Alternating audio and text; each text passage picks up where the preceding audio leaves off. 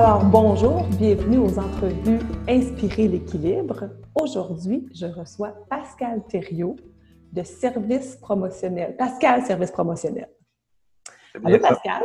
Salut Hélène, ça va Ça bien? va? Oui, ça va très bien, toi? Oui.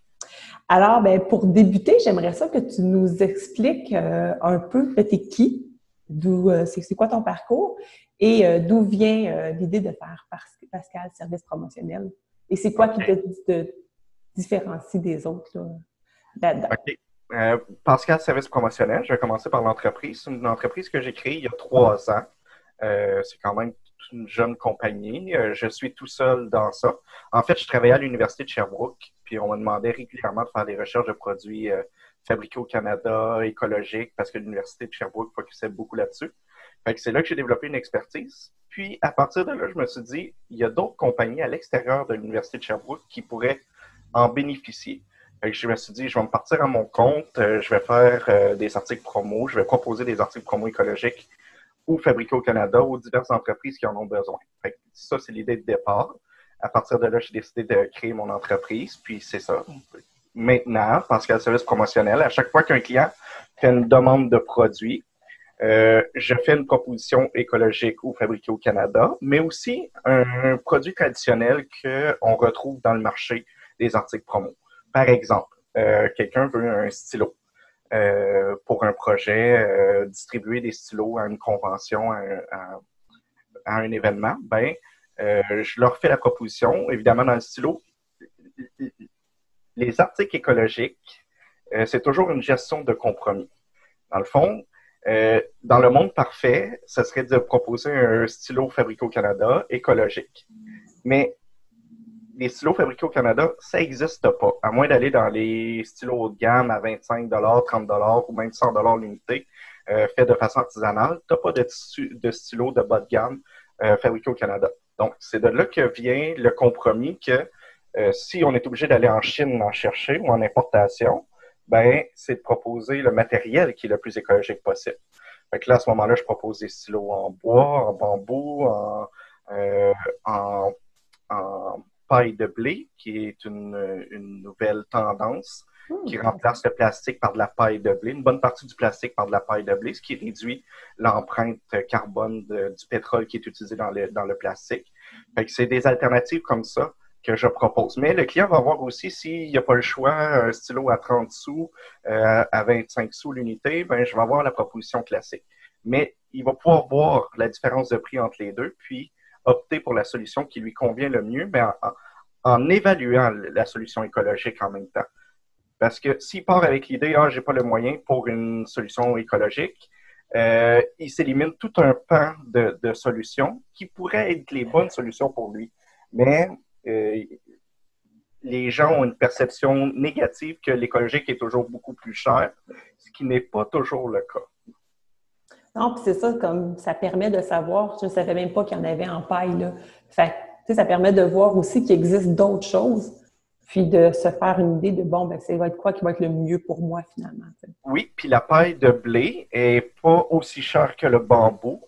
Elle est comme à mi-chemin entre les deux, mais c'est quand même une solution qui est une alternative plus écologique que le stylo classique, mais elle n'est pas hors de prix comme le bambou traditionnel, là. Donc, ça permet de voir les différentes alternatives, combien ça coûte d'aller vers ça. Fait que là, en faisant une approche par projet comme ça, ils ont le projet de faire un stylo, ça convient pas, mais l'autre projet d'après, ils ont plus de budget pour une solution écologique, là, ils y vont, tu sais. Sans décider au départ, on va toujours vers l'écologique à tout prix, c'est pas toujours le cas. Toutes les compagnies n'ont pas toujours les moyens d'aller vers les solutions écologiques, mais parfois oui. Super intéressant. Et puis toi, Pascal, c'est quoi ton parcours? Moi, je suis un petit gars de l'Abitibi. J'ai grandi toute mon enfance à Rouyn-Noranda, ville minière, des lacs, des forêts à perpétuité, passer mes journées à jouer dans le bois. Puis à l'âge de 20 ans, je suis allé à l'université de Sherbrooke. Donc, je me suis exilé de l'Abitibi pour venir à Sherbrooke. Puis c'est là que j'ai eu le coup de foudre. Pour moi, Sherbrooke, c'était ma ville. Parce que pour un jeune de l'Abitibi, Montréal, c'est trop urbain. C'est gris, c'est c'est trop la grande ville, ça va trop vite, c'est trop stressant. Mais Sherbrooke, on est à 1 heure de Montréal, 1 heure et demie, 2 heures de Québec, 30 minutes des États-Unis. Tu sais, quand j'étais jeune, on partait en voyage l'été, là, ben, notre voyage commençait par aller à Montréal. Puis ça, c'était un 9 heures de route pour ensuite faire notre voyage. Et ça me tue, là, cette idée-là de, avant d'aller en voyage, j'ai une journée quasiment de voyage à faire avant d'aller à mon voyage. Donc, c'est là que Sherbrooke était mon coup de cœur. Puis là, à travers ça, ben là, le travail étudiant, j'ai travaillé au Future Shop où j'ai fait la rencontre, ta rencontre de toi et Oui. après ça, j'ai été gérant d'un restaurant, Savoroso Marché de la Gare, où on focusait beaucoup sur les produits locaux. Fait que c'est là qu'est né mon amour pour les, le local autant que possible. Puis par la suite, un peu avant ça, j'ai fait un voyage autour du monde aussi. Pendant 2 ans avec mon sac à dos, que j'ai vécu avec le minimum, hein, rien que mon sac à dos, qui était ma maison et tout. Là. Bien, justement, j'aimerais ça que tu m'en parles de ce voyage-là, de ce que ça t'a appris face aux objets, comment tu l'as vécu, combien de temps tu es parti, puis c'est quoi un peu les petits endroits que tu as visités? Parfait. Ben, mon voyage, là, c'était une folie. Là. Moi et ma blonde, on s'était laissés. Je rêvais de faire le tour du monde, mais j'en avais pas les moyens. Donc, je me suis ramassé quoi, à peu près 2000 $. Puis là, j'ai dit, bon, ben, je pars en Australie. Je me prends un visa pour l'Australie. Puis à partir de là, je veux faire le tour du monde. Ah, qui n'était pas préparé.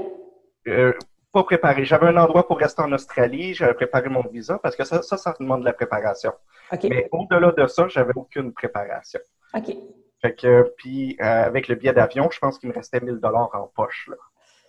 OK. Pour commencer un voyage autour du monde. Fait que c'était clairement une folie, là. Et Mais, combien de temps que tu te donnais pour le faire? mon voyage était prévu pour 1 an. OK. Mais là, évidemment, j'arrive là-bas avec 1000 $ en poche. Je commence à travailler là-bas dans un parc aquatique. Je réussis à me trouver un emploi. Puis là, ça rentre pas vite l'argent, là. Surtout que tu es en voyage, tu veux profiter de la vie, tu sais, tu es en Australie, tu veux profiter de la plage, fait que les économies, tu t'en fais pas. Fait que là, en plus, on s'est acheté un véhicule, une petite vanette, pour faire le tour de l'Australie. On était moi et un autre gars.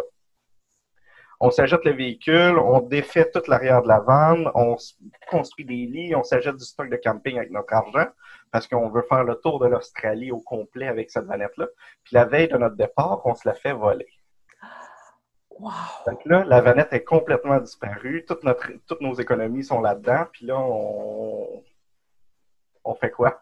Fait que là, on décide à partir de là qu'on part pareil, parce que ça faisait quand même 2 mois ou 1 mois et demi qu'on était chez la personne où on restait, puis on ne voulait pas s'imposer non plus longtemps. Là. Fait qu'on décide de partir pareil, mais en chemin, vu qu'on a perdu une grosse partie de notre argent dans le vol de la vanette, on a décidé de faire du ramassage de fruits là-bas. Et le ramassage de fruits là-bas, c'est en fait pendant 3 mois sans arrêt. À l'époque, il y a 10 ans, là, 12 ans à peu près, on avait droit à un autre visa d'une autre année gratuitement. Là. OK. Parce que normalement, ça se limite à 1 an, mais si tu fais 3 mois de fruit picking, de ramassage de fruits, tu as une autre année en prime. Fait que tu peux rester une deuxième année. Fait que là, à partir de là, je me dis, peut-être que ça pourrait être une idée. Je fais mon fruit picking pendant 3 mois, puis je vais pouvoir rester une deuxième année, parce que là, c'est le coup de foudre là, avec l'Australie. Là. La plage à journée longue, le soleil, pas d'hiver. On était parti en automne, fait que c'est l'amour fou à partir de là. Fait qu'on fait du ramassage de fruits, puis les journées étaient terribles. On faisait 12 heures par jour, 80 $ clairs dans nos poches à la fin de la journée. Puis il faut qu'on paye notre hôtel, notre backpacker après ça. Là. OK. Fait que c'était pénible. Là. À partir de là, l'autre personne avec qui j'étais, lui, il s'est découragé. Il a dit, moi, je retourne au Canada, c'est fini. On a trop perdu dans cette aventure-là. Puis lui était à bout de ses ressources. Là. Fait que lui, il revient. Puis moi, à ce moment-là, je rencontre une Allemande. Puis là, on décide de faire le tour de l'Australie, elle et moi, avec son véhicule, parce qu'elle avait une vanette. OK. Qu'elle s'était pas fait voler. Elle s'était pas fait voler, elle. Fait que ça a été la suite du voyage. Puis là, j'ai fait le tour de l'Australie. Puis c'est en arrivant à Sydney, sur mes derniers dollars, que là, je trouve l'emploi de rêve. Sydney, qui est une ville magnifique, je resterais là.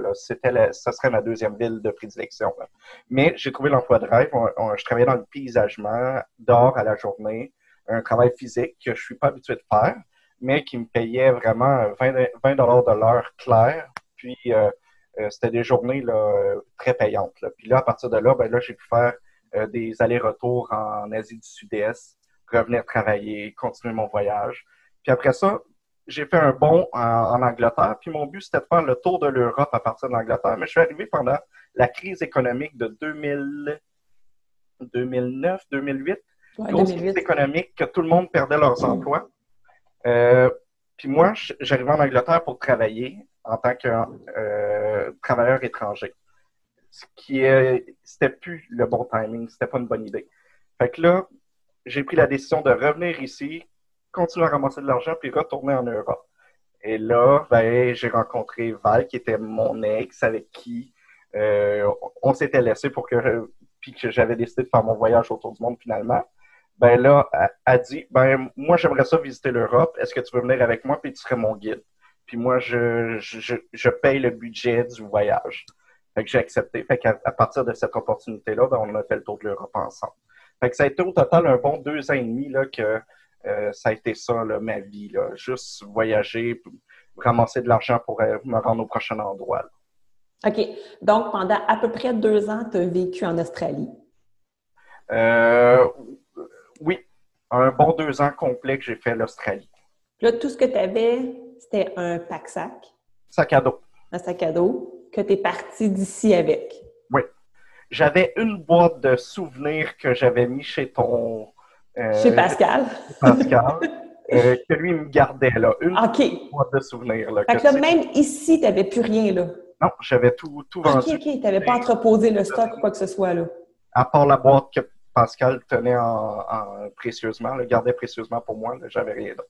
Fait que toutes tes possessions étaient ce qu'il y avait dans ton sac à dos, puis la boîte de souvenirs. Ouais. Wow!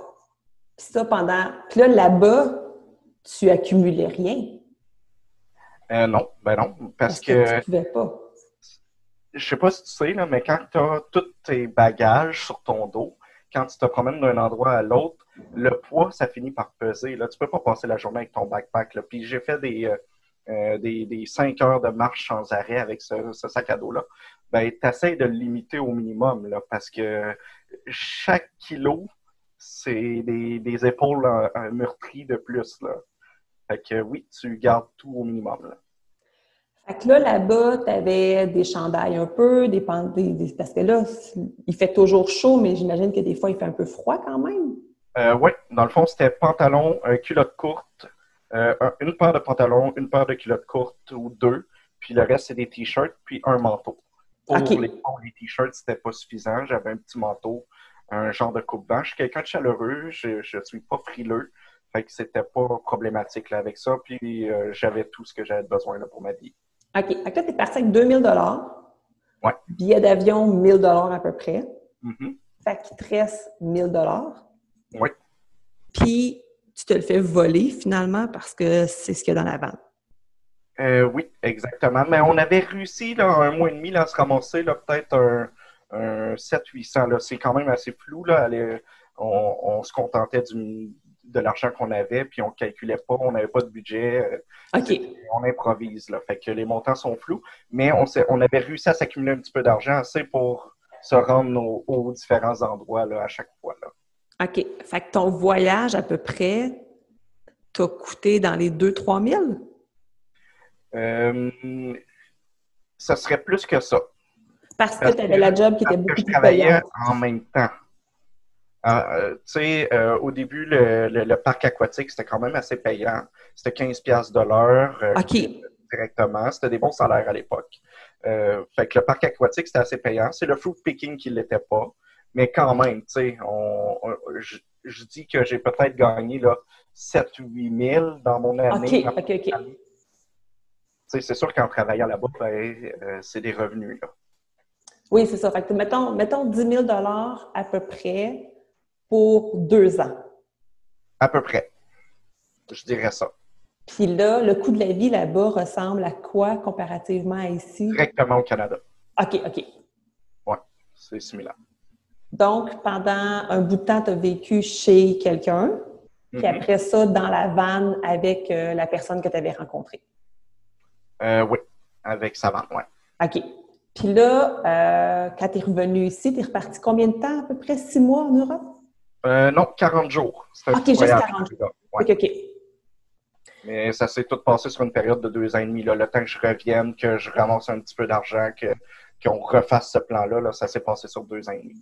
OK. Fait que 40 jours en Europe, tu as fait le tour, mais là, c'était plus du tourisme. Là, c'était juste du tourisme. On n'a pas travaillé. OK.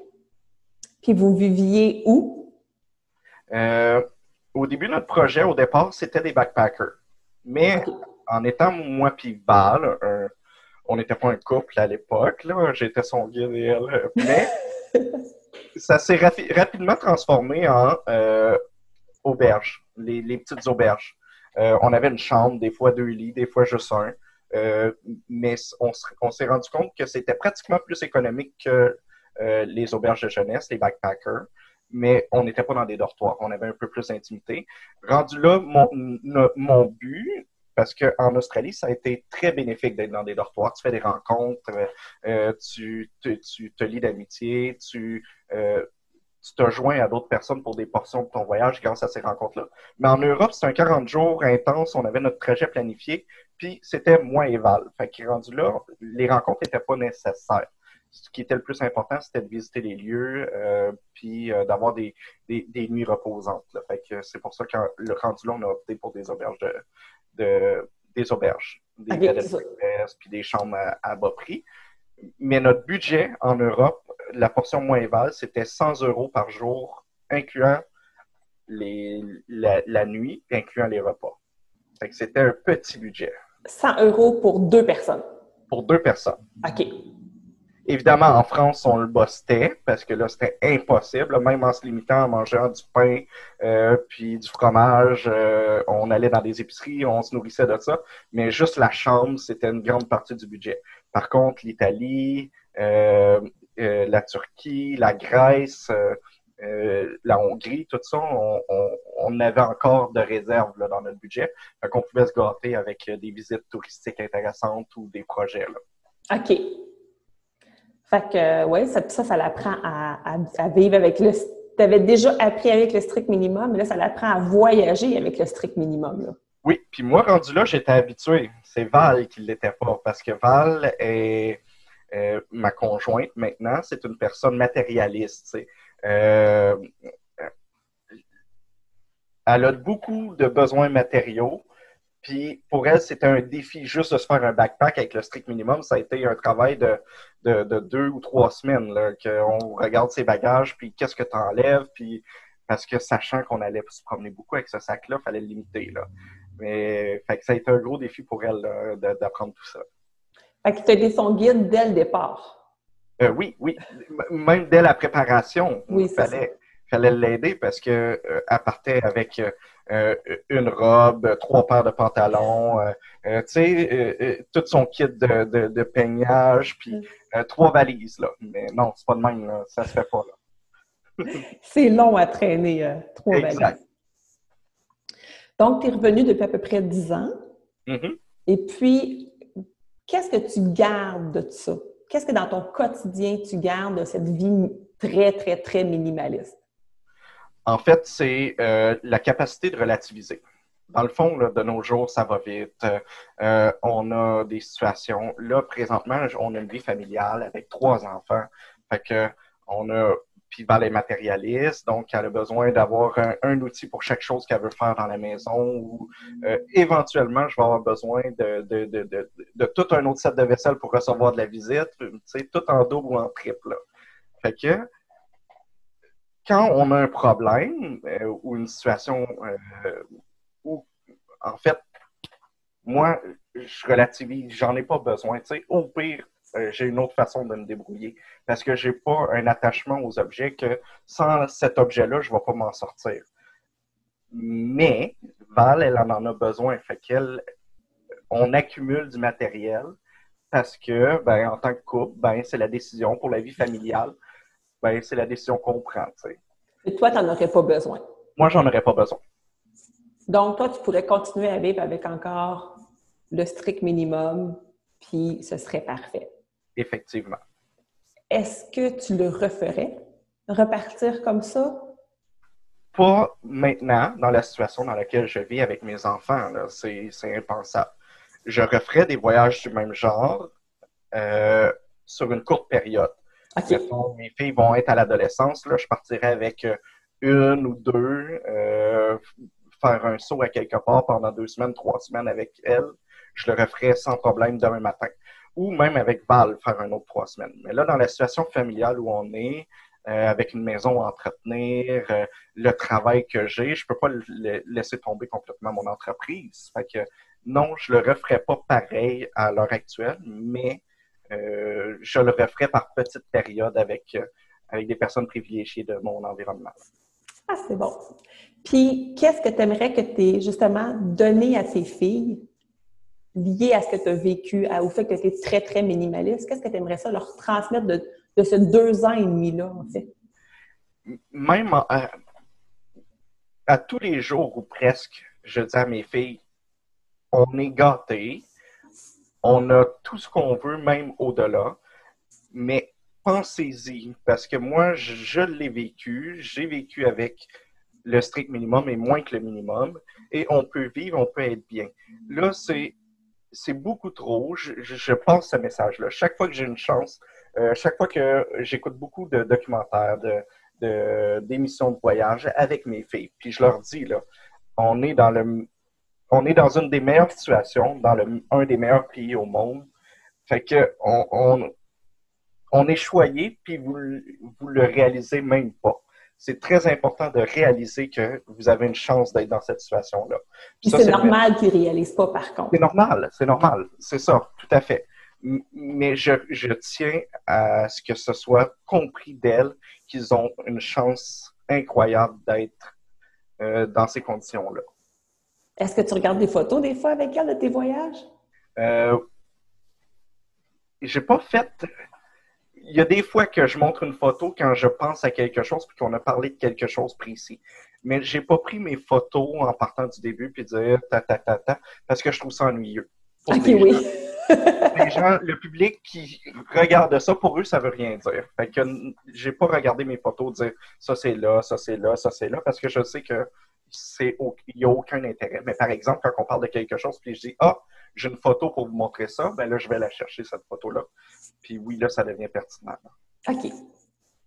Bien, super. Je voulais aussi voir avec toi maintenant, bon, avec tout le bagage que tu as, l'entreprise que tu as, comment tu vois à peu près, mettons, les 5-10 ans? Dans le sens que, est-ce que tu vois que tu veux grossir ton entreprise? Est-ce que tu vois que tu veux rester dans un mode de vie plus... Malgré que ton entourage n'est pas minimaliste, toi, est-ce que tu aspires à ce que ça devienne plus minimaliste?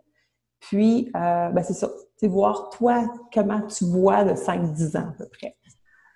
Dès le départ, dès que j'ai créé mon entreprise, je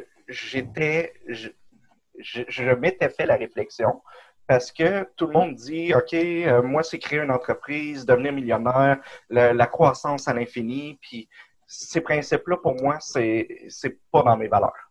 Moi, tout ce que je veux, c'est aider les entreprises à faire des bons choix, puis avoir de quoi survivre ou bien vivre avec ma famille, pouvoir me payer des voyages éventuellement et tout. Fait que non, moi, je veux pas une entreprise qui va croître à l'infini. Je veux une entreprise qui va me rapporter un salaire décent et non indécent non plus. À partir du moment où ça va être une entreprise qui va trop grandir, je vais faire des choix pour bloquer cette croissance-là. Là. Parce que je veux pas gérer non plus une entreprise multimillionnaire, puis j'aspire pas à ça, puis c'est contre mes valeurs. Par exemple, est-ce que si l'entreprise devient grande à ce point-là, c'est parce qu'il y a des entreprises qui ont un besoin, puis il faut répondre à ce besoin-là pour faire un endroit où on va vivre mieux? Là, il va falloir que je me pose des sérieuses questions. Mais c'est pas mon objectif. Tu veux pas mettre ta qualité de vie de côté pour croître à l'infini. Non, puis je crois pas au principe parce que même croître à l'infini, c'est indécent pour moi. par rapport à ce que j'ai vu ailleurs dans le monde, par rapport à mes valeurs, je trouve que de croître sans arrêt, c'est pas bon, ni pour la planète, ni